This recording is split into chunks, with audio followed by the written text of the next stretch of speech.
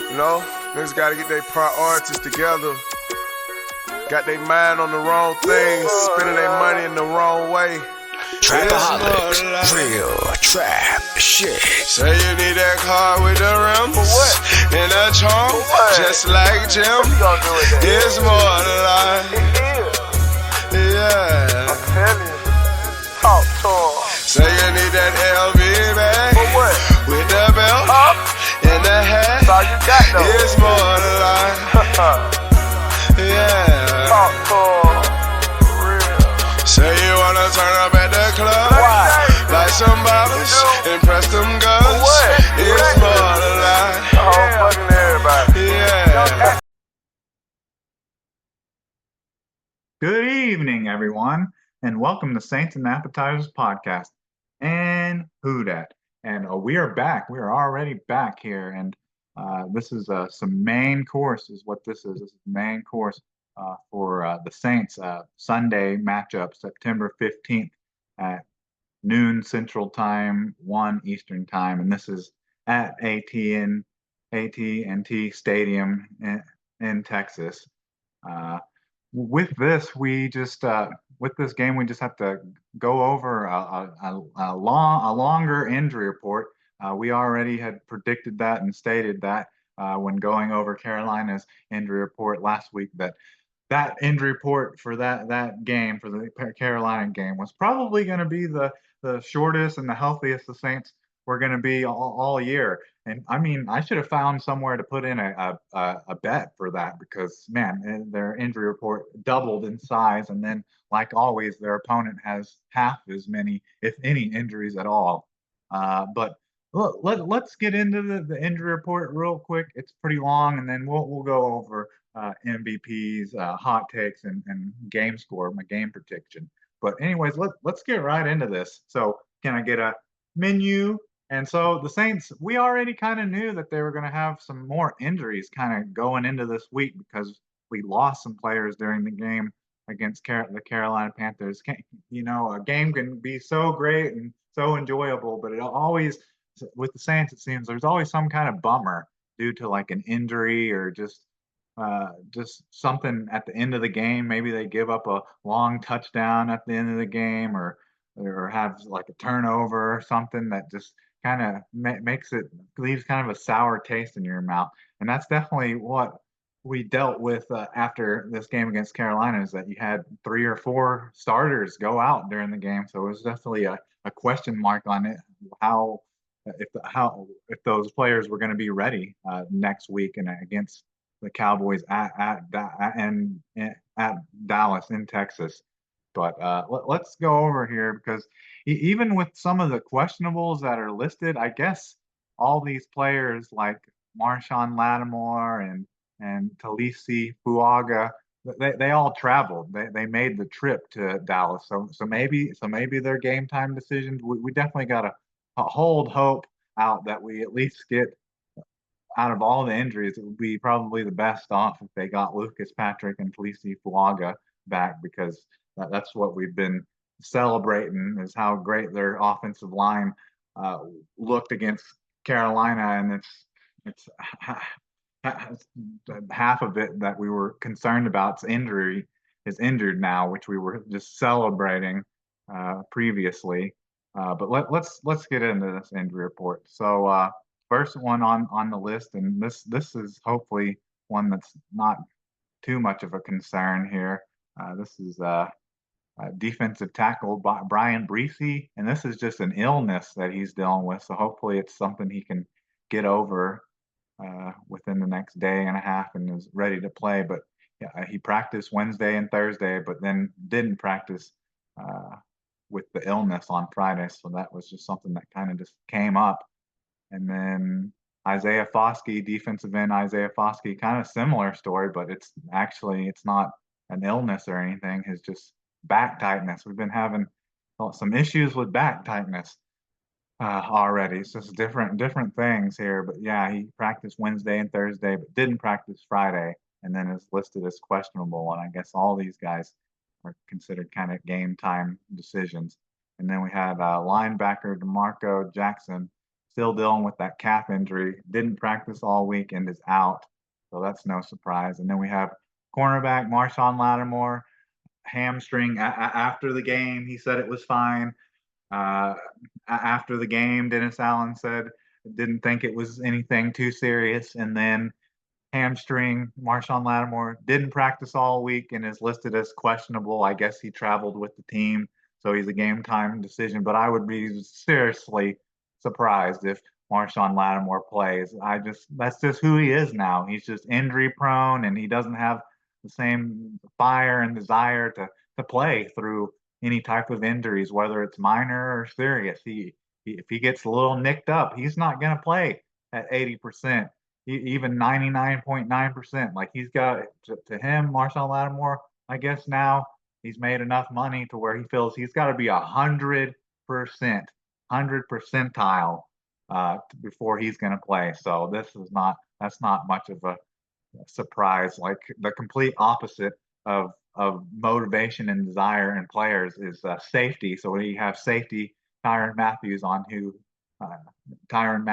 here, who's been dealing with the heel. It's an injury he's been dealing since last season, but he didn't practice Wednesday, was limited on Thursday, and was full on Friday because the training staff literally had to pull him out of the game against Carolina, even though he was having issues with his heel. Like the complete opposite between him and Marshawn Lattimore. Like they literally, the training staff and coaches literally had to save Tyrann Matthews from himself, pulling him out of the game during a blowout, even though he was wanting to get back in there and force some more turnovers, maybe get an interception on the day. So it's just that there's a good example of some players that are just complete opposites, comparing, contrasting there. And then we have guard Lucas Patrick, who came out of that game. He came out of that game with a toe injury, which maybe it wasn't that serious of a toe injury. It was just pulling him out of there while they're in the midst of a blowout. But he didn't practice Wednesday, and then was limited Thursday, and was limited Friday, and has no game time designation. So I assume that means he's going to play. So that's a positive. We're talking about how we were hating on this offensive line and disliking all the players on it, and then it plays halfway decent, and then we're staring down the barrel of maybe losing half of them, and then we panic. It's just funny how that works. Your emotions are definitely swayed left and right and front to back with this Saints team. I honestly, when it just comes to NFL fans in general, I think that's why they like it. They like the emotion change and the drasticness of it. The overreactions, definitely a lot of overreactions come from being a sports fan. And then we have defensive tackle, who I thought he was put on IR, but I guess he wasn't. Dealing with Colin Saunders, dealing with a calf injury, didn't practice all week, and really no surprise, he's out. And then we had Jalen Ford, linebacker, rookie linebacker out of Texas. Jalen Ford dealing with a hamstring as well, and he was limited all week and is listed as questionable. So I would say any of those guys that show up and actually traveled with the team, even though they're a little nicked up, they're all probably just game time decisions. And then we have this is probably the worst one on here is tight end Talise Fuaga dealing with the back tightness, which I guess he dealt with that a little bit in preseason and maybe was dealing with it uh, leading up to the game against the Panthers. But I before now, I think they were talking as if he was able to manage it well, but I guess it flared up and it's giving him problems now. It's like the worst thing ever. You know, you draft a offensive lineman in the first round and they're 22, 23 years old and they got a bad back. Like, come on, man. The Saints just can't get over the hump when it comes to drafting some of these rookies that are already injured when they draft them. Hopefully, Talise Fuaga, hopefully this is just a one-off and he's not constantly having back tightness every other week would be nice. But yeah, so I guess he's a game time decision. Hopefully he's able to play through that. That really changes a lot of people's feelings and opinions on how this game might go if you're missing arguably you're one of your best offensive linemen, especially with the pass blocking grades that he came away with in the game against Carolina. But the Dallas Cowboys are a completely different beast. And then tight end Dylan Holker, who's been dealing with an ankle since like the last preseason game in week one.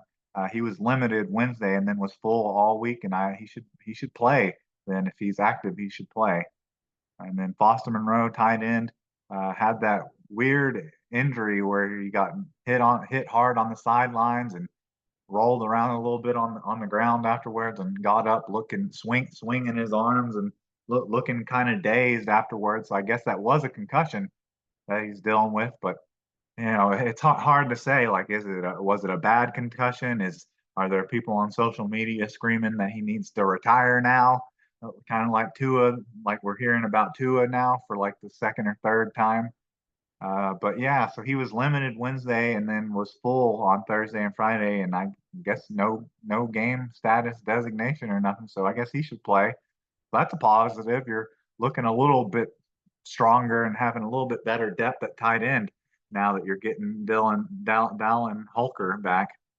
And then even more skills position players are getting back. So wide receiver A.T. Perry had been dealing with a hand injury for about a week or two. He was full all week and no designation. So that's great to see. Some of this is positive, being a little negative about this injury report, but seeing Dallin Holker coming back, seeing that Foster Monroe's concussion, I guess wasn't that serious. I guess he passed concussion protocol. But yeah, seeing him back, A.T. Perry being back, and then even here, Nick Salvadari, guard, who had been dealing with the calf and has pretty much been injured since the day the Saints had drafted him. So seeing him actually completely healthy for a week and possibly active for a game day, that's turning the page for Nick Salvadari, honestly. So that's good. So there's some major negatives on this injury report, but there's some positives as well if you look for them. Definitely the major negatives are Marshawn Lattimore and Elise Fuaga. But let's continue. So we talked about guard Nick Salvadari dealing with that calf. He was completely full, and then wide receiver Rashid Shaheed dealing with a finger and I guess a hip is what flared up here. But he was full all week and then was limited on Friday. You just don't want to see that with any of your skills positions players, especially ones that literally jump started you to a win last week against Carolina. They just can't afford to lose any wide receiver depth or Alvin Kamara or Taysom Hill. They just can't lose those guys. Miss out on those guys for a week. And then the last player on the injury report is Jamal Williams dealing with a shoulder injury, but he was full all week and no game time designation. So, after going over this injury report, I'm not overly confident. It doesn't leave me with any extra confidence, I guess. I wasn't overly confident really to begin with that the Saints might come away with a victory over the Cowboys, but I definitely thought there was potential for it, especially if the offensive line played as good as it did against Carolina and is able to protect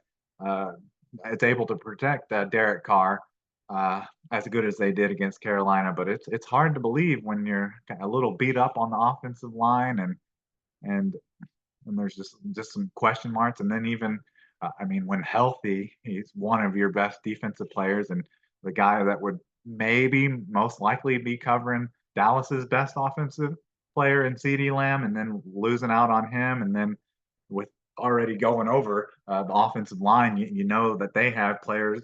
They had 6 sacks last week against the Cleveland Browns. So knowing that they got players like DeMarcus Lawrence and Micah Parsons doesn't really make you feel any better when going through the injury report. But let's go over theirs because there's a few that might actually help the Saints a little bit on their injury report. Probably not quite as good, but there's at least one or two. So they're kind of just like this. They're just kind of their injury report is almost like exactly the same as Carolina's was last week. Like the only injured players that Carolina had last week were both of their tight ends. Their two starting tight ends. So that's very similar here with the Cowboys. So first player on their injury report is tight end Jake Ferguson. Knee didn't practice all week and is doubtful. I doubt he's going to play. I don't even know why they do that. And then defensive end Marshawn Kinlawn, calf, didn't practice Wednesday, limited Thursday, and then was full Friday, and no game designated, no game time designation. And then tight end John Stevens, hamstring, didn't practice all week and is out. So there's like all their tight end depth is out. So maybe that'll help the Saints get maybe some sacks or something, or maybe they won't get out and block on the end of the lines like they weren't on some of those plays that you saw where Alontae Taylor got some of those sacks. They just completely just didn't block him. So maybe that was because they didn't have their two starting tight ends in Carolina. So maybe they'll be met with a similar something similar to attack, here with the Cowboys if they're missing two of their tight ends, their starters, definitely their starter, Jake Ferguson. And then our guy, Saints legend, wide receiver Brandon Cooks, was just non-injury report, non-injury related with rest, limited, and then limited Wednesday, full, and then nothing for Friday, no designation. And then cornerback CJ Goodwin, foot, limited Wednesday, limited Thursday, and then was full Friday, no game designation. And then I wish the Saints had a bunch of non-injury related on their injury report for just people having rest, basically. So Eric Kendricks, Marcus Lawrence, and Zach Martin were all on the injury report for non-injury related stuff. So basically, it's just the two tight ends for the Cowboys, and that's it. The Saints injury report is like 3 times as long as theirs. So just after going over all that, it doesn't make you feel positive or have like a warm feeling going into the game in Dallas. But hey, that's what it is, and hopefully a couple of these guys that we heard, or maybe game time decision, hopefully they can pull through and play. But so there's your injury report. So now let's move on to some MVPs and hot takes and my game prediction here. So MVP, I'm going off of for a player that didn't really have a big game against the Panthers. Was kind of he was just kind of played his role and went out there and blocked and did what he had to do, but he wasn't targeted a lot. And he's usually what most people would have thought coming into this season, coming into this game. He's like kind of like just like one two like there with Alvin Kamara and your offensive production, like where it's going to come from. And I'm talking about Chris Olave. I'm talking about Chris Olave, who was only targeted twice last week. I think he was targeted twice and he either only had one catch for 11 yards or he had two catches for 11 yards. But that's not your prototypical Chris Olave day. Your prototypical Chris Olave day is like 6 or 7 catches for 100 yards and maybe a touchdown. But we didn't get any semblance of that from Chris Olave. We saw him out there blocking a little bit and saw him rubbing and holding his hand. Looks like he had a nice shiner on his hand. So, but he's not showing up on your injury report. So, I would hopefully say that that's nothing that's going to affect him. But I predict that Chris Olave is going to show out in this game, and I think part of the reason for that is I feel like the Saints are probably going to have to pass or are going to pass for more than 200 yards in this game, and so there'll be more passing opportunities, more pass attempts from Derek Carr to get Chris Olave and get the receivers some yards, because I don't predict the Saints. I don't perceive the Saints having as good of a day running the ball and as easy of a day running the ball as they did against Carolina, to where they can almost kind of like abandon the only pass like when they really like absolutely necessary, like when in the red zone or on third downs, third and longs. But I think they'll be in more situations where they are forced to throw the ball, maybe even be behind in the game and maybe have to abandon the running game a little bit. So I'm predicting that Chris Olave has 6+ catches and 100 yards in this game. Olave, he's not really a red zone monster or anything, so it'd be hard to say that he's going to have a touchdown, seeing how the past 2 years he's only had what 7 or 8 touchdowns combined in his first 2 seasons. So it'd be hard to say he's going to have a touchdown against this fairly good Dallas Cowboy defense. And then so now on to my hot take, and this take got even spicier, I think, after going over the injury report and learning about how the offensive line's kind of beat up and having to worry about these game time decisions. I think this hot take got even spicier. But it doesn't necessarily mean the Saints' offensive line is going to be good or is going to play well. But it's basically, I think Micah Parsons, the Saints are going to hold Micah Parsons without a sack. So no sacks for Micah Parsons. I mean, that doesn't mean Demarcus Lawrence on the other side or however they're rotating isn't going to have three or four opposite of him. But Micah Parsons, their game changer, sack artist, edge rusher, uh, defensive MVP candidate. No sacks against the Saints, and that's a spicy. That's like a white hot take, especially if Fuaga doesn't play. So that's the MVP. That's a hot take, and now it's on to my game score. So in this game, I think it's going to be kind of close, but for the majority of the game, I don't think the Saints are going to have the score like, or have the lead like almost the entire game. And then kind of late into the third quarter, they tie it up 17-17, finally are able to tie it up since the opening quarters of the game when it was 0-0 the first time they're able to tie it up again. And so they go into the fourth quarter tied, and at some point in the fourth quarter, maybe midway through the fourth quarter, the Saints are actually able to take the lead, but it's only with the 3 points by 3 points with field goal. So they go up 20-17, and then of course the Saints are known, historically since being under Dennis Allen, that they're not a great team that doesn't finish really well, and the defense will have been playing lights out like the entire game, and then they allow like a 10 plus play drive that takes up like 4 minutes of the game, like almost the rest of the fourth quarter, and they score a touchdown to win 24-20. And it's going to be heartbreaking, but that's just how I feel it's going to be. I feel a little more confident with 100% healthy Marshawn Lattimore or a fully healthy Fuaga, but you just don't got that going into this game.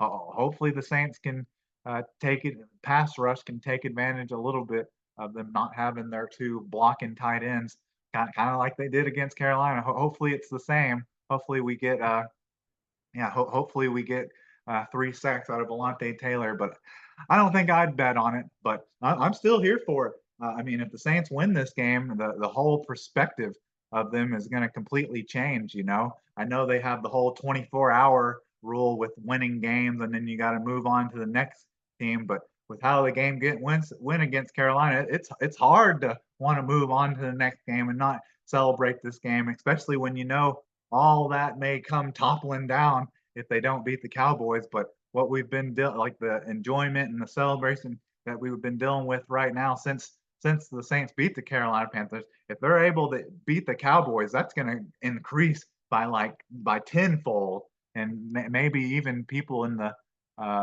media, the big time markets and media in the NFL and stuff, maybe they'll actually take notice of the Saints then. We caught a little bit of their eye with the 47-10 win over Carolina, but they definitely were quick to brush it off that it was just the Carolina Panthers. But anyways, I think that's all I have for you. So who dat? And can I get a check, please?